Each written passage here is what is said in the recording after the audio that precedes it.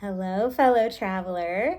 I just got back from Walt Disney World in Orlando, Florida, and I got to use the handheld audio description device for the first time. And I'm so excited to tell you all about it. But first, welcome back to my channel. My name is Julie. I have a unique life story because I am a little person. I'm only 3 feet tall, and I'm also blind.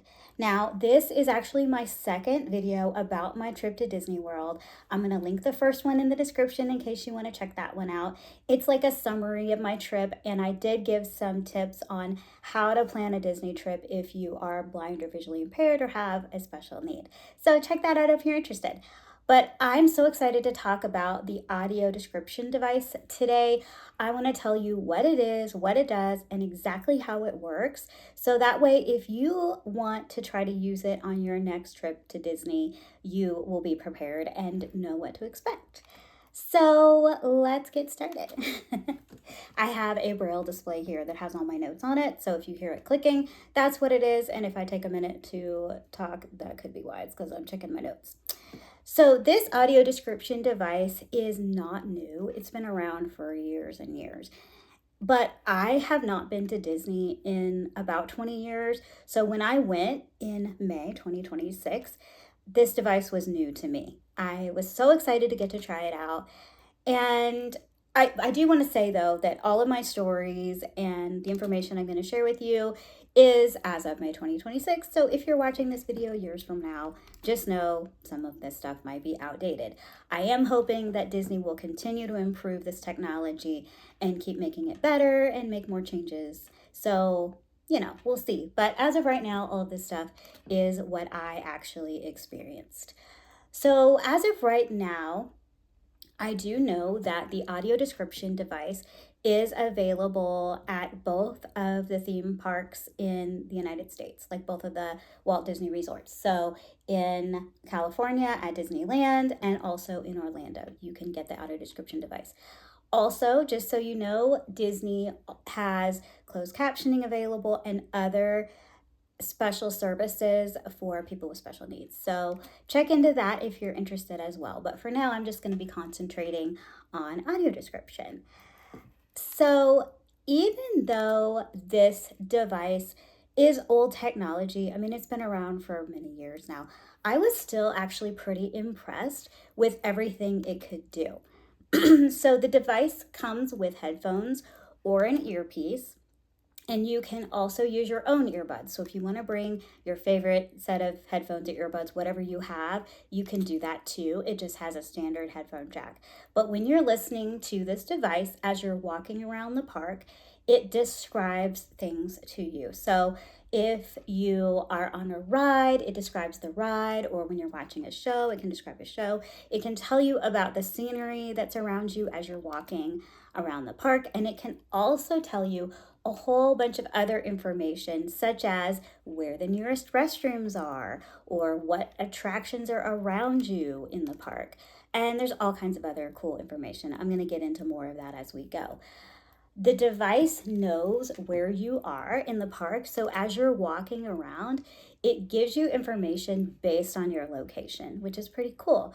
So for example, if you're walking around Magic Kingdom and you walk into Tomorrowland, the device will vibrate and then it'll say Tomorrowland or whatever. So it's really cool. And then when you hear what area you're in, like what land of the park you're in, you can then also listen to other information about what's around you in the park and all kinds of other good stuff. The information changes based on where you are. So there's that. And then when you go on a ride at the park, the audio description device automatically starts describing the ride to you. So I'm going to tell you I'm going to tell you about some of my favorite experiences with this audio description at Disney. So when I was at Magic Kingdom, I loved riding It's a Small World. That's a ride I remember going on when I was a little kid. And I'm 42 years old now, by the way. But when I was a kid, I loved Small World, but I was never able to see what was around me. I just loved the song. And then my mom would occasionally whisper to me and say, "Oh, the little kids are dancing and there's a Ferris wheel," or whatever she told me. But I loved getting to ride it with the audio description because it told me everything, like all the kids, what they were wearing, what they were doing, what country we were riding through on the boat. It was just so magical and charming and sweet. Another ride I loved with description was Peter Pan. Again, same kind of story. I remember that ride from when I was a kid, and it was so neat to actually know what was going on as we were flying through Neverland and all of that good stuff. The Winnie the Pooh ride was also really fun with description, super cute. And then in Epcot, I loved it as we were walking around the different countries. The audio description would tell me what country we were in, and then it would describe the whole area to me. It would tell me what buildings were around, what they looked like, the architecture, the landmarks in each country. It was super cool. And then at Hollywood Studios, I loved Mickey and Minnie's Runaway Railway. That was adorable and so fun. And there's so much that goes on with that ride, and it was so helpful to have the description. So, yay for all those things. Oh, and then at Hollywood Studios, I also really enjoyed the Villains show. There's a show, I think it's called Disney Villains Unfairly Ever After. That was really neat with description because there's so much going on in that show too. And the Little Mermaid show was awesome. So, anyway, those are some of my favorite highlights. And you know what's so interesting? So, I was thinking about going on rides with the audio description device. I was watching a video from someone recently. It was actually after I'd come home from the trip. I heard someone say that when you're using the audio description device and you're going on a ride, the cast member would actually let this person go on the ride twice in a row because they know that when you're trying to listen to all the description, it's a lot to absorb and it's hard to be present, listening to all of that and really getting the full picture of the ride and really enjoying the full experience. So this person said that they were allowed to go twice in a row on a lot of rides. And I was kind of bummed when I heard that because I didn't know that before. I'd never heard anyone say that. And I wish I had known before my trip so that I could have asked permission to go twice and see what they said. I'm not totally sure if it's true. Is that actually their policy? I don't know. But if you want to try, if you go to Disney, let me know if they let you because I think that's fantastic if they do. So let's talk more about this device, how you get it, what's involved with it, and how to use it. So if you want to get this handheld description device, when you get to the park, go to guest relations and they will give it to you there. Just ask them for the audio description device. Now, I very much recommend that you plan a lot of extra time, maybe 20 or 30 minutes in your morning schedule so that you can do this because you never know how crowded it's going to be, how long it's going to take for this process. When you get the audio description device, you do have to pay a $25 deposit. So basically, it's like a swipe with your credit card. They charge your credit card $25, but when you return the device at the end of the day, they give you your money back. So it's not that you're buying it, you're just putting down a deposit. So you also have to fill out some paperwork and sign stuff and whatever, just so they know you're going to be responsible and all that stuff. It's kind of like checking out a book from the library. You do have to do this process at each Disney park you go to. You can't get the device and then take it to the park at, a different park the next day. You do have to do this at each separate park. So the device comes with a lanyard if you want it, and that allows you to hang it around your neck. I found that to be very helpful. And I also recommend that you wear something that has pockets because I had it around my neck sometimes, but other times I put it in my pocket. And actually, sometimes I did both because on me it was long and I was able to have it around my neck and stick it into my shorts pocket at the same time. I said earlier that the device does come with headphones if you want them, or an earpiece, but I do also recommend that you bring your own headphones or your own earbuds, whatever you prefer, in case you want to use those. That way you'll have options. But for me, I brought my own earbuds and I used them on the first day. But then I ended up trying their earpiece that they had, and I liked it a lot better than using my own earbuds. So you just feel free to experiment, trial and error, see what you like best. I like the earpiece because it fit on my ear and I could just keep it on my ear as I was climbing on and off of rides and walking around and stuff. So I really enjoyed that. My earbuds kind of got tangled too much and it was a lot harder to keep track of them, but the earpiece worked really well for me. So see what you like the best. It's all a personal preference. So I want to give you a description of this device. I want to explain to you what it looks like. Well, I don't know what it looks like because I don't see, but I can tell you what it feels like. I want to tell you all about it, what the buttons are, how it works, etc., etc. Now, I will write all of this in the description. Well, maybe not all of it, but I'm going to write a little cheat sheet for you in the description below. So that way, if you want to read that and you could like copy and paste into your own file or whatever you want to do to help you when you're there to remember what all the buttons are and any info that you want to keep from this video. So the device is a rectangular shape, and it is bigger than a cell phone, but not a whole lot bigger. It fit comfortably in my pocket, and I'm a pretty small person. And when you're using the device, you're going to want to hold it so that the headphone jack is on the left side. And when you hold it like that, it's like there's a flat side that's going to be facing you. And just so you know, there's a screen in the middle of the device. You're not going to need to worry about the screen. That's for sighted folks who can navigate using the stuff on the screen. But if you're just using the audio, you will be able to feel that there is a series of buttons that's located on the right side of the device. And there are several buttons that are going down in a straight line, okay? So when they give you the device, I want to tell you this, it's very important. Double check that the device is working before you get too far away from guest relations, because sometimes the device is set to closed captioning, and I don't honestly understand how it works. I don't know if there are some devices that are just for closed captioning and then some devices that are just for audio description, but they're super similar, or if maybe there's one device that can do both. But what happened to me was, I think it was my last day, I got the device and they set it all up and said it was working well. And I pushed a button and I said, oh, it's not talking or anything. And the cast member who was helping me said, oh, it's okay. It'll automatically start talking when you walk around the park. And to be honest with you, I don't know how much training the cast members get on this device. I don't know how much it's used or how many people know about it and ask for it. I'm not really sure about all those things. But I will say I had some questions that the cast members weren't able to answer, and not dissing them at all. They're awesome people, but they didn't really know a whole lot about how this device worked. They just knew enough to kind of get it set up and then send me on my way. So I said, well, it's not talking, and normally it would talk by now. And the lady said, oh, it'll be fine. It'll just start talking when you walk around.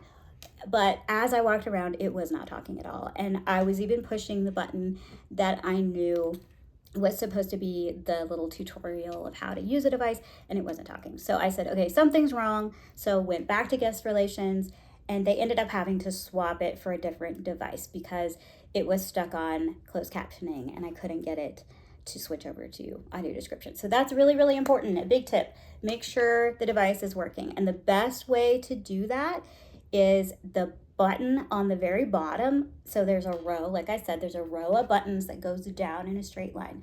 And if you push the button at the very bottom, it should start saying things about, the device overview, how it works, blah, blah, blah. If you can't hear that and you're turning up the volume and it still doesn't talk, go talk to the guest services friend and see if they can help you, and they'll either fix it or they'll exchange it for you. Okie dokie. So, moving on. Sorry, I gotta find my place in my notes. Okay, let's talk about the buttons. So I just mentioned the volume button. You will find the volume buttons at the very top of the row of buttons on the right side. So remember, headphone jack's on the left, buttons going down on the right. So the very top button is a triangle going up, pointing up. That's your volume up button. Right below that is a triangle pointing down. That would be your volume down button. They're very useful buttons. Below those buttons are some more buttons, and these are buttons that are arranged in a circle. So there are 4 buttons that are arrows. So 4 arrows going around in a circle, and in the middle is the button that you hit to select something. So if you are familiar with how a lot of TV remotes work, there's always that arrangement of buttons that are in a circle, and then in the middle you have your enter or select buttons, okay? So those are really important buttons because that's how you navigate the menus.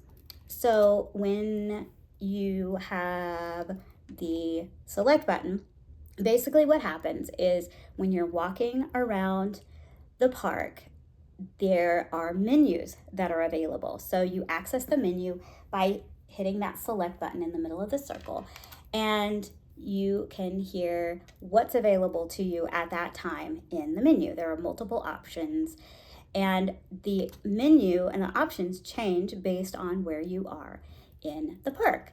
And so you hit the select button and it'll tell you what menu you're in, and then you use those arrows, mainly the up and down arrows, to help you navigate through the menus, and then you hit the select button to choose whatever option you want.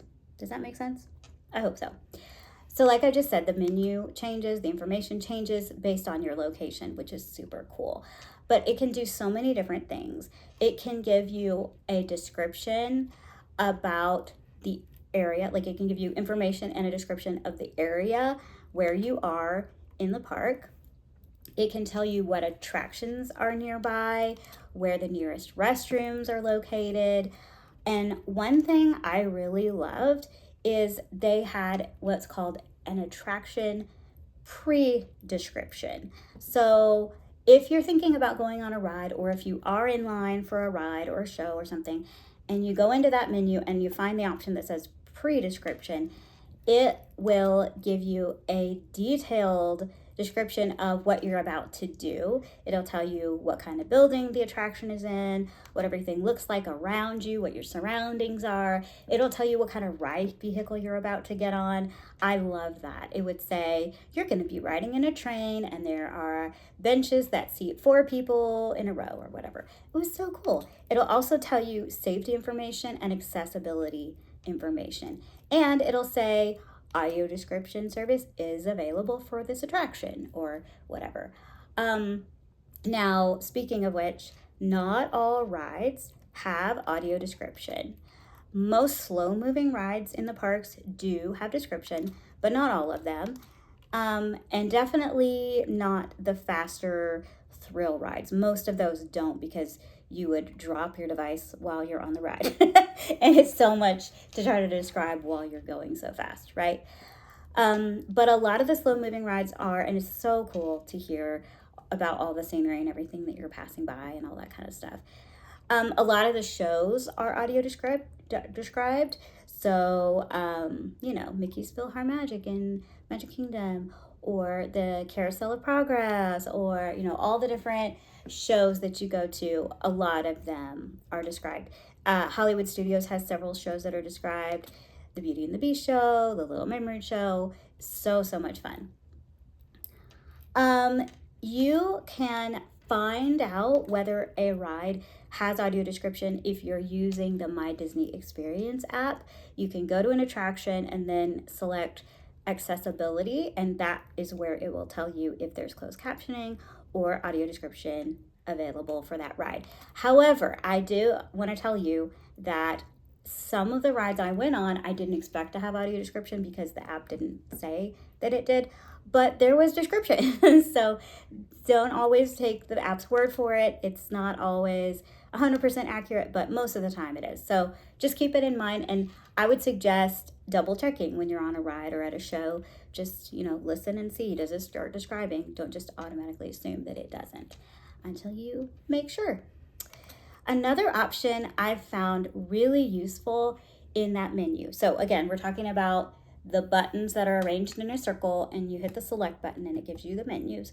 In that menu, I loved that it could tell you where the restrooms were in the area of the park where you were standing. That was super cool. This option in my audio description device helped my group so much. There were so many times when, well, maybe not so many times, but there were several times when someone in my group would say, oh, I need to find a bathroom.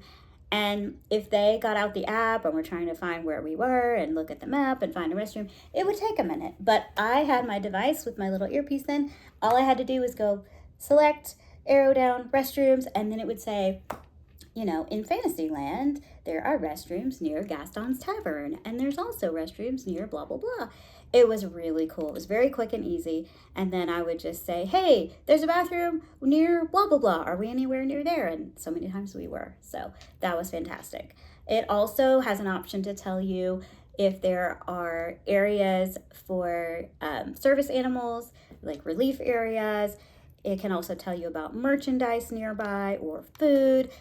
There were more things available, all kinds of information that I honestly don't even remember now because it's been a few weeks since I was at Disney. So yeah, those are some of the things, and a lot of things, that you can find in the menu when you push that select button. So I found all of those things to be so useful and helpful and just fantastic. So underneath those buttons that are arranged in the circle, you have a button called Where Am I? And when you push that button, it basically tells you where you are in the park. So it's kind of like it repeats the last thing it told you. So if you forget where you are, or when you want to verify that you're there, hit the Where Am I button and it'll say you are in Fantasyland. And sometimes it'll give you more information, like it'll say you are near Gaston's Tavern or whatever. I forget exactly, but it gets a little bit more specific than just Fantasyland or Tomorrowland or whatever. So I found that really cool too. And then underneath that is the last button on the device, which is the overview and the instructions for how the device works and how to use it. So that was good too, especially in the beginning when I was learning how it all worked. Overall, I really enjoyed using this device, and it was so cool to have audio description for all of these experiences at the Disney parks. I found it to be a really enriching experience, and just it was so neat to hear all the things that I wouldn't know otherwise. And there were times when I felt like I knew more about our surroundings than my sighted companions did, such as when we were walking through Epcot. The device would explain where we were and it would give me really detailed descriptions of the landmarks we were walking by and how everything was decorated or what it all looked like. It just was so, so neat. And there were times when I would say to my mom or our friends, you know, hey, do you see the blah, blah, blah? Or did you know blah, blah, blah? And they're like, no, we did not realize that's what that was. So I loved that. It also gave me details about the rides or the shows that I would not have otherwise known. It just was such a neat thing to have access to all of that information and help me to imagine and picture what I was doing and where I was and what was going on around me. Super duper cool. That being said, even though I really enjoyed it, I will also tell you that this device was not perfect. It had some quirks. It had some things that I really hope they'll be able to improve as time goes by. And I want to tell you about some of these quirks and some things to keep in mind if you're going to use this, because I do think some of them are good to warn you about. The first thing I'll tell you is that the battery on the device died on me pretty much every day. We went to 3 different parks and it died before the day was over at 2 out of the 3 parks. And the only reason I think it lasted when we went to Epcot was we weren't there as long. We went later in the morning and we left earlier in the evening. But on the other 2 days when we were there for longer, it died, quite a bit before we left. And we didn't even go all day to any of the parks. So if you plan to go from rope drop to fireworks, please know the device most likely will not last for the whole time. There doesn't seem to be any way to turn it off when you're not using it. I tried multiple times because there were moments when I thought, we're eating lunch for the next half hour or hour, we're doing this or that, and I'm not needing it. And I tried to turn it off, but the power button well, I thought it was the power button, maybe it wasn't. I was pushing it, I was holding it down, nothing seemed to turn it off. And then there wasn't a way that I could figure out for how to check the battery level to see, is it still full? Is it going to die soon? I tried that too, and I couldn't figure out how to do that. I asked a cast member at Guest Relations when I picked it up about the battery, and he didn't know either. Actually, I asked more than one, and nobody seemed to know.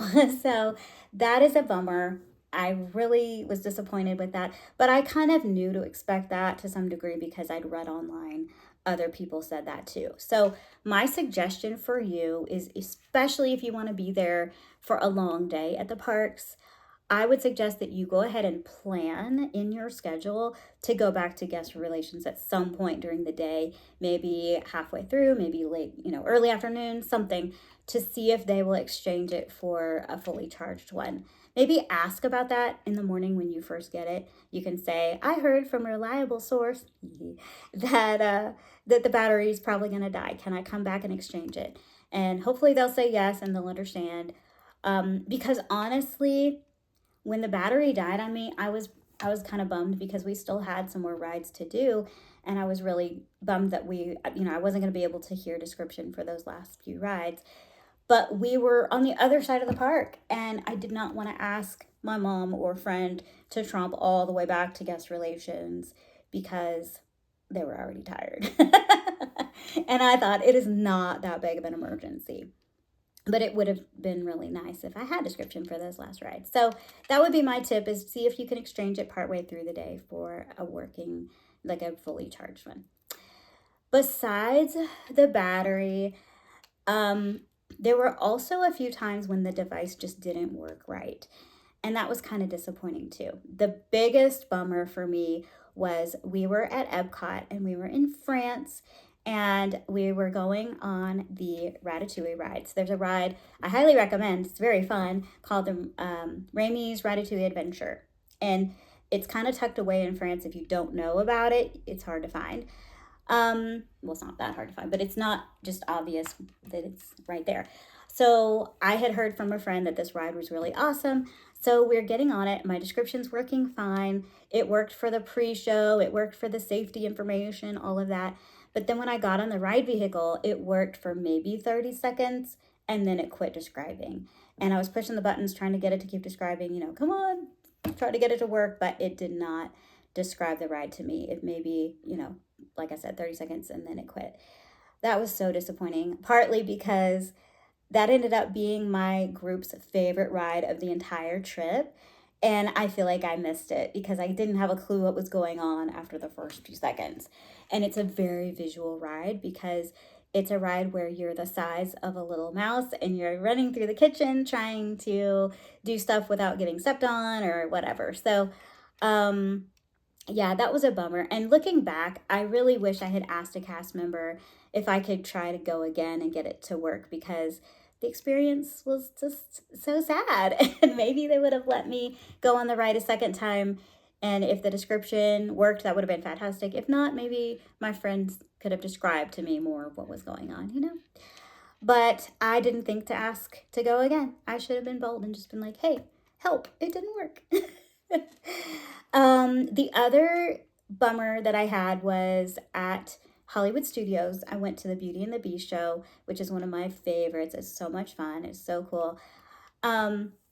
And when I got to the show and we were heading into the theater, I realized that the description was going. It was describing something. And as I was listening, I was like, oh, it's describing the end of the show. Like just the last few seconds of the show, or minutes maybe, of what was happening at the very end. And I didn't want to hear that because I didn't want a spoiler, So I stopped listening to it, and I thought it would start over when the show actually started.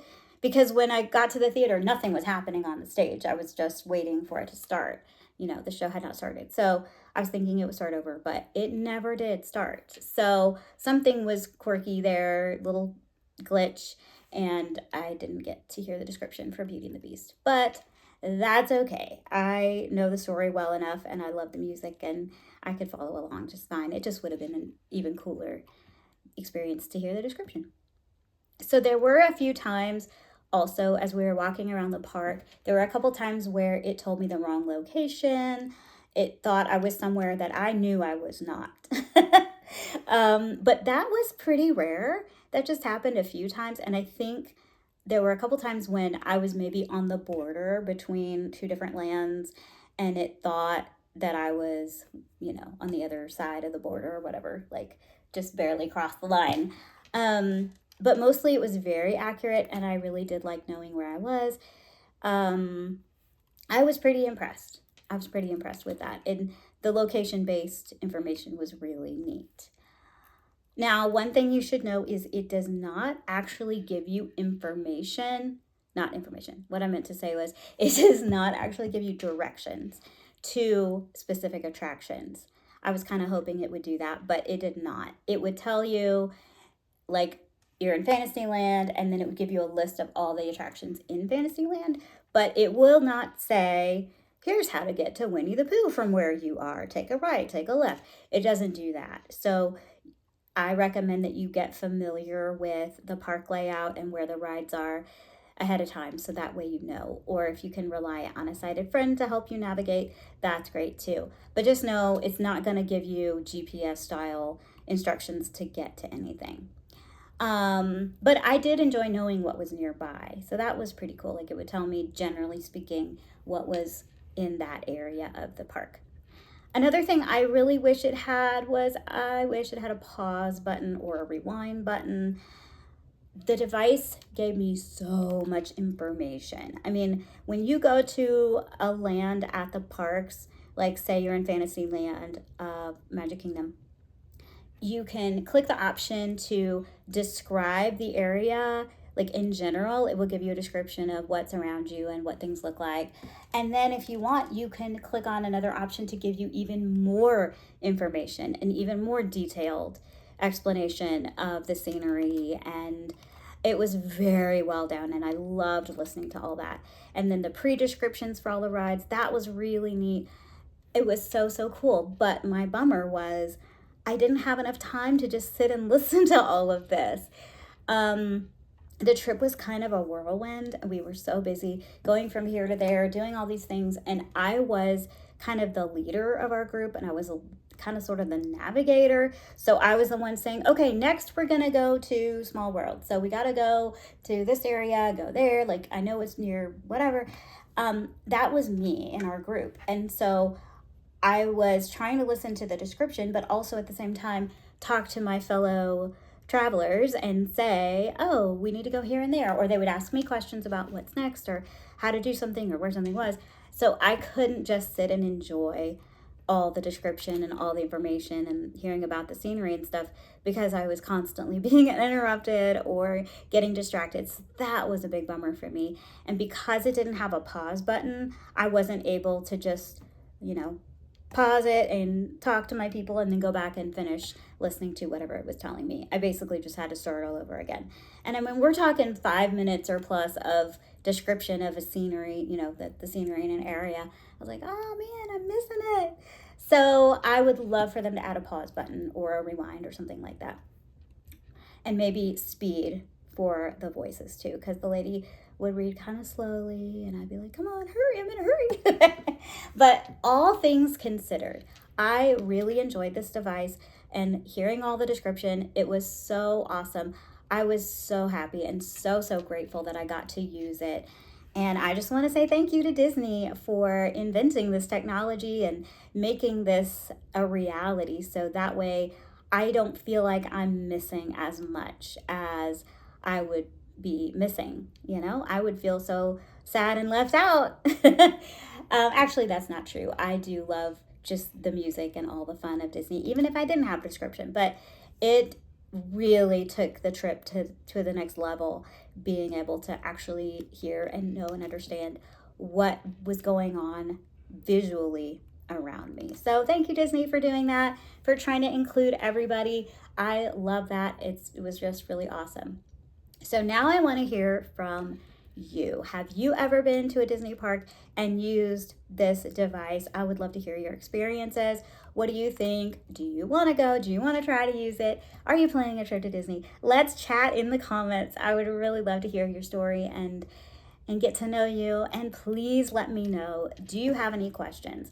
I know this was a really crazy video with lots of information and, you know, me rambling and whatever, but I hope it was useful and helpful for you in some way. And please do let me know if you have any questions on this device, how it works, my experiences, or just planning a Disney trip when you're blind or visually impaired or have special needs. I want to know, and I would love to help you as much as I can, or just chat with you in the comments. So thank you so much for watching. If you made it to the end, I really appreciate it. I hope you have an amazing, wonderful day, and I hope to see you again on my next video.